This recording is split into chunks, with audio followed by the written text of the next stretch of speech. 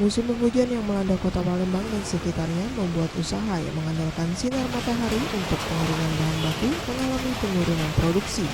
Salah satunya usaha arang batok kelapa.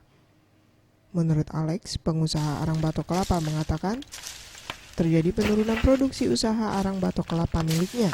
Biasanya dalam keadaan cerah dan panas, ia dapat memproduksi sebanyak 1 ton arang. Namun, di saat musim penghujan hanya 600 kg per hari. Ditambah keadaan batok yang basah membuat proses pembakaran semakin lama. Untuk mengatasi hal tersebut, ia harus membakar arang tersebut di dalam ruangan tertutup, menghindari hujan.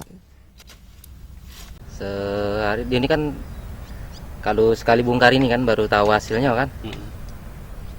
Tidak besar hasilnya. Kalau hari penghujan ini kan hasilnya kecil. Soalnya terhambat kan. Sehari biasa berapa ton? Berapa karung, berapa kilo? Ini sekitar seton 2 peko lah, seton 200. Musim hujan ini turun kayak? Iya turun. Seton, ya? Iya jauh dia. Berapa turunnya? Sekitar 800 kilo.